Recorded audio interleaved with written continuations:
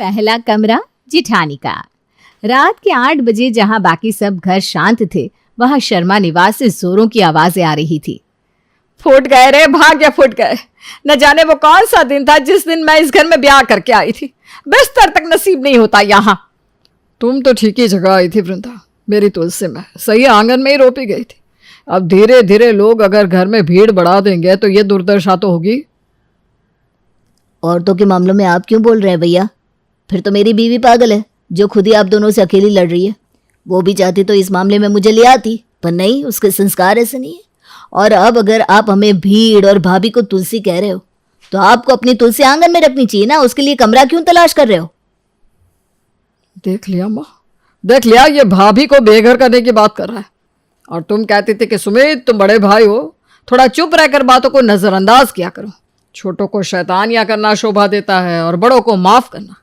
ये देखो कैसी शैतानियां कर रहा है तुम्हारा बेटा। मुझे बोलते बोलते वृंदा तक आ गया।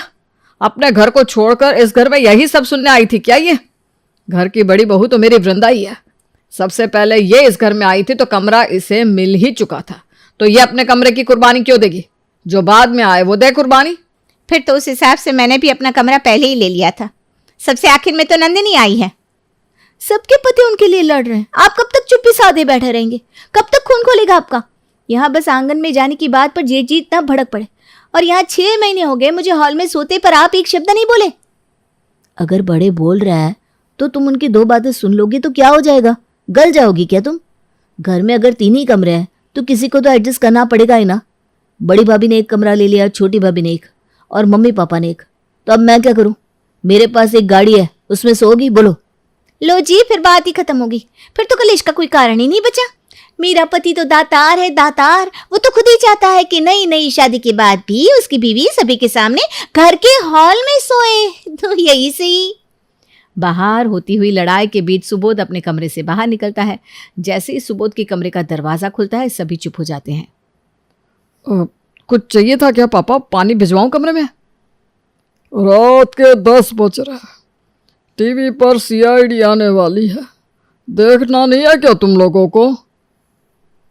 10 बज रहे हैं, बताओ, पता भी नहीं चला। क्या 10 बज गए? तुमने बताया क्यों नहीं मम्मी? आइए पापा, आइए, यहाँ बैठिए। और पूरा घर लड़ाई झगड़ा झंझट भूलकर टीवी देखने में लग जाता है। 10 से 11 बज जाते हैं, फिर 11 से 12 और 12 से 2। ये सब देखकर नंदिनी खुद ही खुद में कुड़ती जाती है।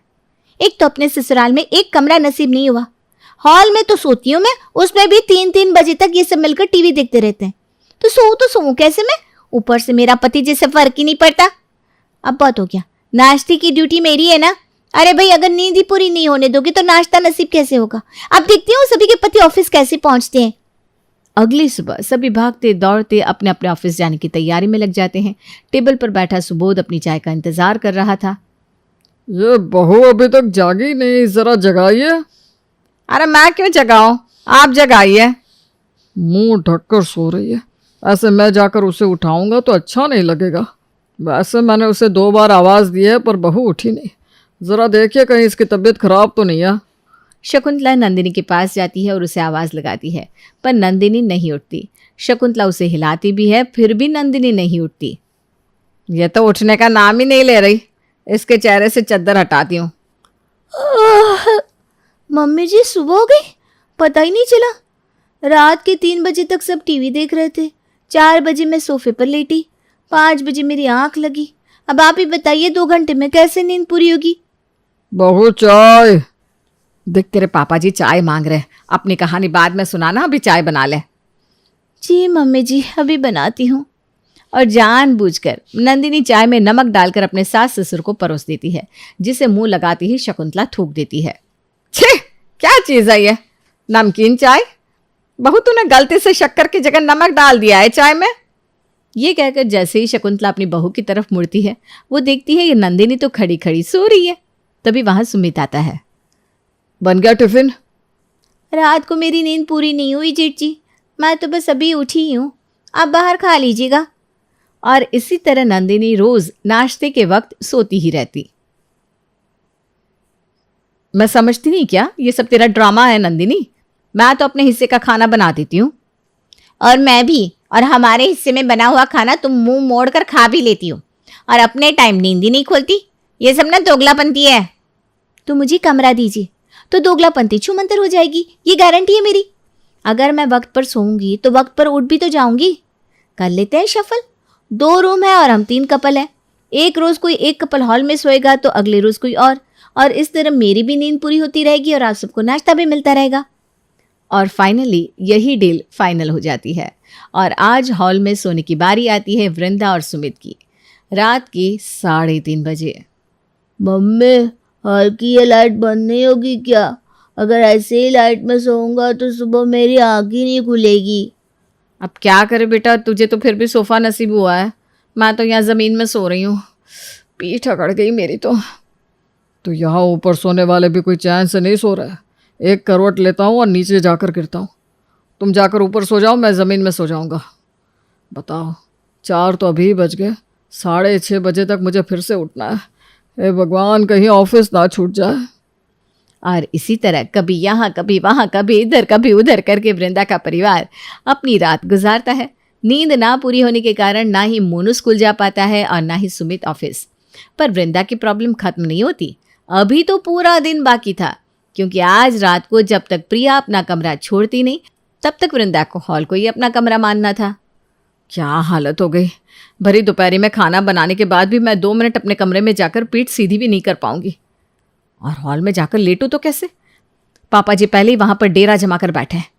ऐसे तो आगे बहुत प्रॉब्लम होगी। तभी किचन में अंगड़ाई लेती हुई नंदिनी आती है। क्या अच्छी नींद आई, कमरे में मजा ही आ गया। क्या बात है भाभी, आपका चेहरा बड़ा मुरझाया हुआ लग रहा है। लगता है नींद अच्छी नहीं हुई आपकी। अरे ये क्या, आपकी तो आंखों के नीचे गड्ढे पड़ गए एक ही दिन में। लगता है आपके तोते उड़ गए हैं भाभी। नंदिनी वृंदा को ताने दे ही रही थी कि तभी हॉल से मोनू के रोने की आवाज़ आती है। मोनू की आवाज़ सुनकर वृंदा हॉल में जाती है। यहाँ सामने तो टीवी चल रहा है मम्मी, कैसे करूँ होमवर्क? ऐसे में आज स्कूल नहीं गया और होमवर्क भी नहीं हुआ तो टीचर मुझे डबल मारेगी। ये सब सुनकर प्रिया और घबरा जाती है। हे भगवान, लगता है हॉल में सोना ही बहुत डेंजरस है। आज रात को मेरा नंबर आ जाएगा, क्या करूँ मैं? नहीं, मुझे नहीं सोना हॉल में। सुशील से इस बारे में बात करनी होगी, कोई और उपाय निकालना होगा। मैं अपना कमरा नहीं छोड़ने वाली भाई। और रात को जैसे ही सुशील घर आता है हो जाती है डिस्कशन शुरू। हम कमाते ही क्यों है मम्मी, जब इस तरह किसी को हॉल में सोना पड़े? मुझे तो ये सही नहीं लगता। कोई उपाय तो ढूंढना ही होगा। कब तक ये शफलिंग का खेल चलेगा? हॉल में सोने की बारी जब आपकी पत्नी की आई तो आपका दिमाग कैसे चलने लगा भैया, हैं? वहीं जब इतने दिनों से मैं हॉल में सो रही थी तब आप लोगों को मेरा दर्द दिख नहीं रहा था। हमारा भी तो सोचिए मम्मी जी, हमें भी तो अपना परिवार बढ़ाना है। हॉल में सोकर कैसे बढ़ेगा परिवार? अब मैं क्या बोलूं, हमने तो जी लिया अपनी जिंदगी। मैं तो जब इस घर में आई यहाँ एक कमरा भी नहीं था, फिर भी रह रहे थे ना हम। फिर तुम्हारे पापा जी ने कड़ी मेहनत की और घर बनाया। अब तुम लोग भी बनाओ, तुम लोगों को जो समझ में आता है करो। तो ठीक है ना, रिकंस्ट्रक्शन करवा लेते हैं, बनवा लेते हैं एक कमरा। कुछ दिन की ही तो दिक्कत आएगी, पर ये कमरे की मारा मारी तो खत्म हो जाएगी। और अगले दिन सुमित जाकर बिल्डर को बुला लाता है। ये देखिए भैया, यही घर है, इसी को इस तरह रीडिज़ाइन करना है कि एक और कमरा निकल सके। आप देख रहे हैं ना कितना पुराना घर है हमारा और कितने गलत ढंग से बना हुआ है। इतने बड़े बड़े बाथरूम और कमरा गिन के 3। बस 4 कमरे निकलवाने हैं ना, हो जाएगा। और कुछ नहीं बेटा, तू बस कमरा बनवा दे और ये रोज़ रोज़ के कलेश को निपटा दे। बिना देर किए बिल्डर काम शुरू कर देता है और 2 महीने के अंदर अंदर वृंदा का ससुराल बनकर तैयार हो जाता है। आज मैं आपको आपका घर वापस सौंपता हूँ। बिल्कुल आपके कहे अकॉर्डिंग बनाया है घर। आज से मेरी जिम्मेदारी खत्म। कैची उठाइए और रिबन काट कर घर के अंदर जाइए। घर की चारों औरतें एक साथ रिबन काटती हैं और अंदर जाती हैं। अंदर जाते ही अपनी आंखें चारों ओर घुमाने लगती हैं। तभी उसकी नज़र घर के सबसे बड़े कमरे पर पड़ती है और बिना देरी किए वृंदा तुरंत जाकर अपना सामान उस कमरे में रख देती है। लगता है बिल्डर ने गलती से एक कमरा मिनी हॉल जितना बड़ा बना दिया है। मुझे क्या है, मैंने तो अपना रूम चूज़ कर लिया। अब इस कमरे में टीवी भी लगवा दूंगी, प्राइवेसी ही प्राइवेसी होगी। यहाँ वृंदा अपने कमरे को निहार रही थी तो वहाँ हॉल में ऑलरेडी डिस्कशन शुरू हो चुकी थी। ये क्या है? ये रूम तो रसोई से भी छोटी है। कैसे बिल्डर को लेकर आए थे भैया आप? ये लो, ये तो स्टोर रूम बनाकर चला गया वो बिल्डर। पहले तुम रूम के लिए परेशान थी, अब रूम मिल गया तो उसमें भी प्रॉब्लम। वो बात नहीं है देवर जी, हॉल भी छोटा, कमरे भी छोटे, तो एरिया गया कहाँ? उस कमरे में जहाँ जेठानी जी जाकर जम गई हैं। हे भगवान, नए घर में भी इन्हें लड़ना है। मैं जा रही हूँ सोने, तुम तीनों तब तक अपने अपने कमरे चुन लो। और जैसे ही शकुंतला और सुबोध सोने जाते हैं, हो जाता है शुरू भीषण संग्राम। कमरे मेरी मेहनत के कारण बन पाए, मैंने दिमाग लगाया तब जाकर सभी को समझ में आया कि हमें एक और कमरे की जरूरत है। और कमरा बनाने का आइडिया पति का था, तो कमरे में घुसकर आप कैसे बैठ गई? आपने पूछा भी एक बार हमसे? पुराने वाले नियम कायदे पुराने घर के साथ चले गए। भाभी ये नया घर है, इसमें कौन सा कमरा किसका है, ये आप कौन होती है तय करने वाली? क्योंकि कमरा बनाने का आइडिया मेरे पति का था, तो इस कमरे में मैं ही रहूंगी। पर शायद तुम भूल गई हो प्रिया, इस घर को बनाने के लिए बिल्डर मेरा ही पति लेकर आया था, तो इस कमरे में तो मैं ही रहूंगी। और झट से वृंदा अपने कमरे में जाकर दरवाजा बंद कर लेती है। नंदिनी और प्रिया करते भी क्या, वो घर के कामकाज में लग जाती हैं। फिक्र मत करो नंदिनी, रात का खाना खाने तो बाहर आएगी ना भाभी। जैसे ही बाहर आएगी हम उसके कमरे में घुस जाएंगे। हम दोनों में से वो कमरा कौन लेगा वो तो बात की बात है, पहले एक दुश्मन को दूर भगाने के लिए हमें साथ होना होगा। पर वृंदा तो होशियार थी, वो खाना लेने बाहर आती ही नहीं, उल्टा सुमित से खाना कमरे में मंगवा लेती है। ये सही किया वृंदा तुमने। अब जब भी तुम्हें कमरे से बाहर निकलना होगा मैं अंदर रहूंगा, और जब मुझे निकलना होगा तुम अंदर रहना। पर ऐसा कब तक होता? रात के वक्त सभी के साथ बैठकर सुमित टीवी देख रहा था। इसी बीच वृंदा को टॉयलेट जाने की जरूरत महसूस होती है। सब कुछ ठीक किया उस बिल्डर ने, बस एक अटैच बाथरूम भी बना देता इस कमरे के साथ, तो मुझे किसी भी कारण बाहर निकलना तो नहीं पड़ता। पर अब क्या करूं, कॉमन वॉशरूम में ही जाना पड़ेगा। सुमित फोन भी नहीं उठा रहा, टीवी में घुसा बैठा है। क्या करूं, चली जाऊं। चली ही जाती हूँ, सबका ध्यान टीवी पर है, किसी को पता भी नहीं चलेगा।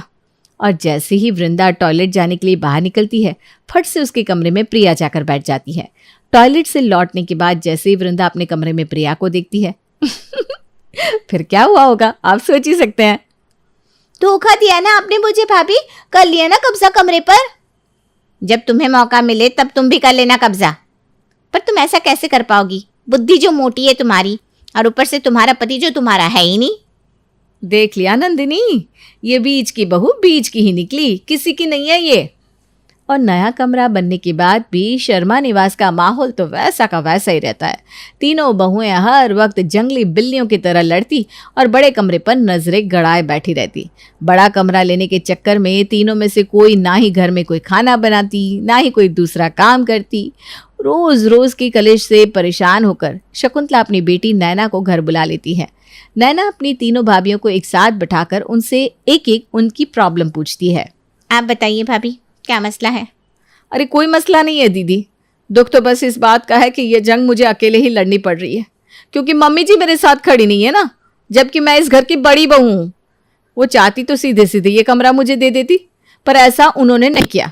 इस घर में बड़ी बहू अगर मैं हूँ तो पहला कमरा चुनने का हक भी तो मेरा ही हुआ ना।